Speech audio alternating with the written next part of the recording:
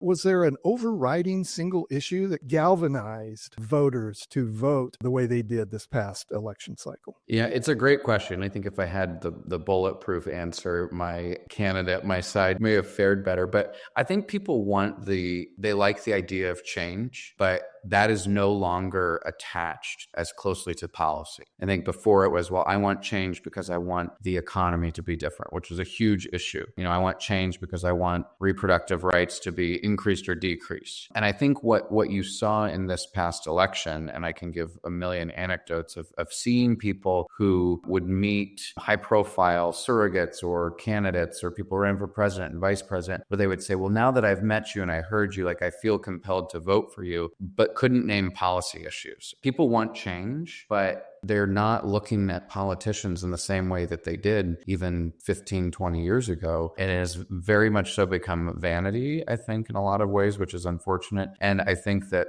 the correlation between policy and the actual politician, I don't think has ever really been greater. Yeah. Because if you looked at the platform, and I know I'm biased, it's clear that which side of the fence that I'm on, but people say, well, it was the economy. Well, holy hell, look at the economy of the last couple of weeks. A lot of people say, well, it was the economy, economy. I was in rooms with the vice president, with Governor Walz, with these different people. The economy was talked about at every freaking point along the way. There was an opportunity economy plan. There was an economy plan for small business owners. There's an economy plan for women. There's all of these different pieces. And that's where I sit and go, okay, my assessment of this is that it didn't matter what plan could be put in front of the voters. There was such a desire to just change things without thinking about the policy implications.